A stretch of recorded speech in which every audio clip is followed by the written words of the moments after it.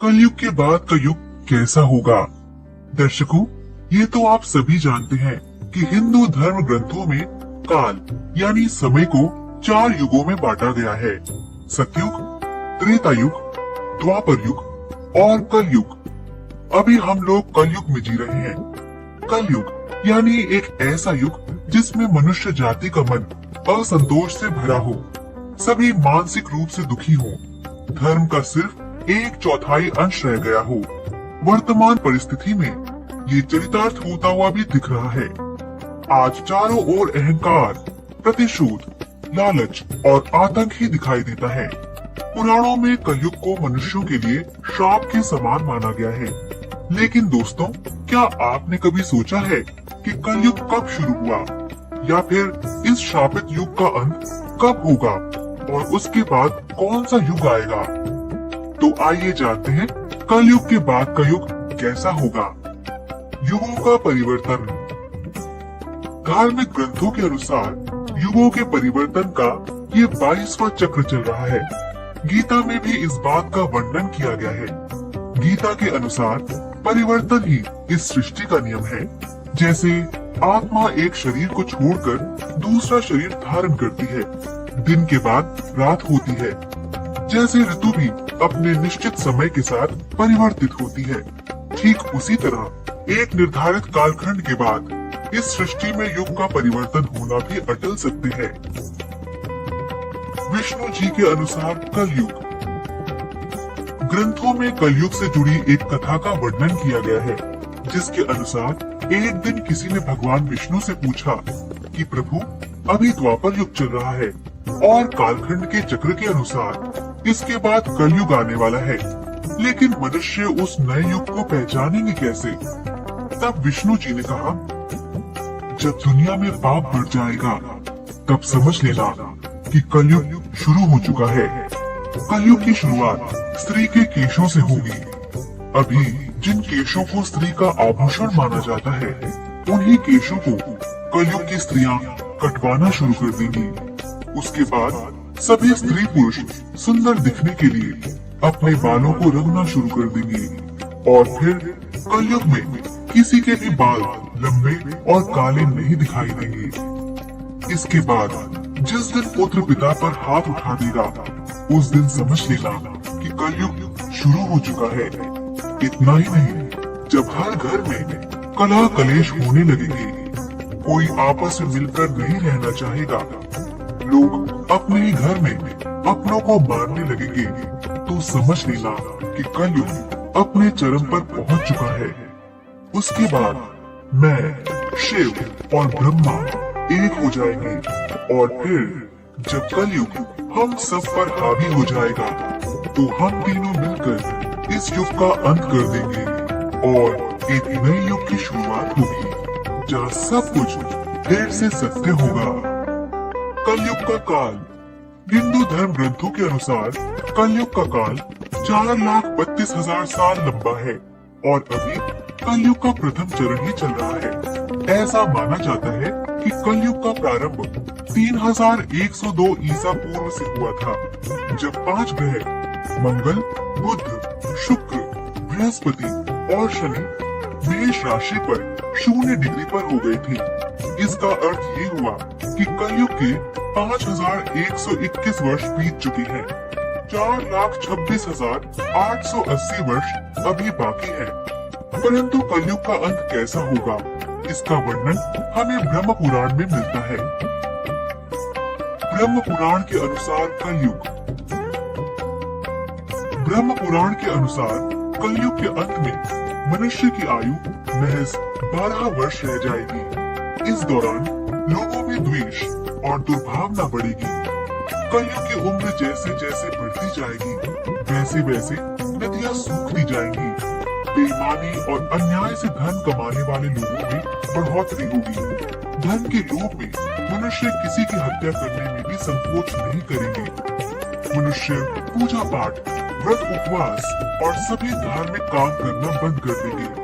गाय दूध देना बंद कर देगी। मानवता नष्ट हो जाएगी। लड़कियां बिल्कुल भी सुरक्षित नहीं रहेंगी। उनका अपने ही घर में शोषण होगा। अपने ही घर के लोग के साथ व्यभिचार करेंगे। बाप बेटी भाई बहन कोई रिश्ते नहीं रह जाएंगे। एक भाई दूसरे भाई का ही शत्रु हो जाएगा। शादी जैसा पवित्र रिश्ता अपवित्र हो जाएगा। किसी की भी शादीशुदा जिंदगी ठीक से नहीं चलेगी। पति पत्नी एक दूसरे से बेवफाई करेंगे। कलयुग में समाज हिंसक हो जाएगा। जो लोग बलवान होंगे उनका ही राज चलेगा। और जब आतंक अपनी चरम सीमा में होगा तो भगवान विष्णु कल की अवतार लेंगे और पृथ्वी के समस्त अधर्मियों का नाश कर देंगे। शिव पुराण के अनुसार कलयुग। वहीं शिव पुराण में भी कलयुग के बारे में बताया गया है। शिव पुराण के अनुसार घोर कलयुग आने पर मनुष्य पुण्य कर्म छोड़ दुराचार में फंस जाएंगे, यानी गलत कर्मों में फंस जाएंगे और सब के सब सत्य से मुंह फेर लेंगे। दूसरों की निंदा में तत्पर हो जाएंगे। दूसरों के धन को हड़प लेने की इच्छा मनुष्य के मन में घर कर जाएगी। पराई स्त्रियों पर मनुष्यों का मन आसक्त होने लगेगा तथा वो दूसरे प्राणियों की हिंसा करने लगेंगे। सभी अपने शरीर को ही आत्मा समझेंगे। ये ऐसा युग होगा जिसमें मनुष्य गूढ़, नास्तिक और पशु बुद्धि वाले होंगे। संतान अपने माता पिता से द्वेष रखेगी। ब्राह्मण वेद बेचकर जीविका चलाएंगे। धन का उपार्जन करने के लिए ही विद्या का अभ्यास करेंगे और मन में मोहित रहेंगे। अपनी जाति के कर्म छोड़ दूसरों को ठगेंगे। तीनों काल की संध्योपासना से दूर रहेंगे। इसके अलावा सभी क्षत्रिय भी स्वधर्म का त्याग कर देंगे। उनमें शौर्य का अभाव होगा। वे चोरी चकारी कर अपना पालन पोषण करेंगे। वो अपना कर्म धर्म छोड़कर उज्जवल वेशभूषा से विभूषित होकर व्यर्थ घूमेंगे। स्वयं को कुलीन मानकर चारों वर्णों के साथ वैवाहिक संबंध स्थापित करेंगे और सभी वर्णों को अपने संपर्क से भ्रष्ट करेंगे। कलयुग की स्त्रियां प्रायः सदाचार से भ्रष्ट और पति का अपमान करने वाली होंगी। वह सास ससुर से घृणा करेंगी। स्त्रियां किसी का भय नहीं मानेंगी, मलिन भोजन करेंगी। उनका शील स्वभाव बहुत बुरा होगा और वे अपने पति की सेवा से सदा ही विमुख रहेंगी। दर्शकों, आज शिव पुराण में वर्णित ये सारी बातें सच में घटित होती हुई दिखाई दे रही हैं, जबकि कलयुग ने अभी मात्र 5000 साल ही पूरे किए हैं और इसे समाप्त होने में अभी लाखों वर्ष बाकी हैं। तो जरा सोचिए, कलयुग जब अपनी चरम सीमा पर होगा तो उस समय क्या होगा। इसके अलावा भगवान श्री कृष्ण ने बताया है कि कलयुग का अंत कैसे होगा, जिसका वर्णन महाभारत में किया गया है। श्री कृष्ण के अनुसार कलयुग के अंत के समय बड़े बड़े भयंकर युद्ध होंगे। भारी वर्षा, प्रचंड आंधी और जोरों की गर्मी पड़ेगी। लोग खेती काट लेंगे, कपड़े चुरा लेंगे, पानी पीने का सामान और पेटियां भी चुरा ले जाएंगे।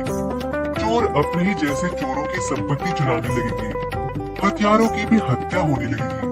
चोरों से चोरों का नाश हो जाने के कारण जनता का कल्याण होगा। युगांत काल में मनुष्यों की आयु अधिक से अधिक 12 वर्ष की होगी। लोग दुर्बल, क्रोध, लोभ तथा बुढ़ापे और शोक से ग्रस्त होंगे। उस समय रोगों के कारण इंद्रियां क्षीण हो जाएंगी। युधिष्ठिर ने बताया कैसा होगा कलयुग। इसके बाद कृष्ण जी आगे कहते हैं, कलयुग में जब पाप अपने चरम पर पहुंच जाएगा और पृथ्वी लोक से धर्म समाप्त होने लगेगा, तब मैं कल की रूप में अवतरित होकर इस धरा को पापों से मुक्त करूंगा और उसके बाद जो नया युग आएगा सतयुग कहलाएगा। अर्थात सृष्टि युग परिवर्तन का 22वां चक्र पूरा करके 23वें चक्र में प्रवेश करेगी और फिर से नवयुग आरंभ होगा, जो सतयुग के नाम से जाना जाएगा। कैसा होगा सतयुग? सतयुग की अवधि 17,28,000 वर्ष होगी। इस युग में मनुष्य की आयु 4,000 से 10,000 वर्ष होगी। पृथ्वी लोक पर फिर से धर्म का बोलबाला होगा।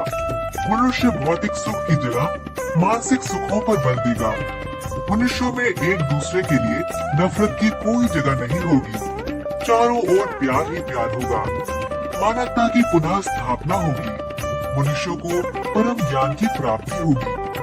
लोग पूजन कर्म कांड में विश्वास करेंगे। सतयुग में मनुष्य अपने तपोबल से भगवान से बात कर सकेगा। इस युग में लोगों को अपने शरीर पर पूर्ण नियंत्रण होगा।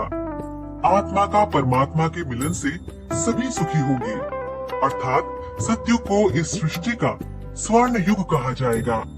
लेकिन दर्शकों, सतयुग आने में अभी काफी लंबा समय है, तो क्यों ना हम लोग कलयुग में ही अपने धर्म और कर्म से सतयुग की तरह जीने का काम करें, क्योंकि ग्रंथों में भी इस बात का वर्णन मिलता है कि कलयुग में भी जो लोग धर्म और कर्म पर विश्वास करेंगे, उन्हें सतयुग की तरह ही सुख की प्राप्ति होगी।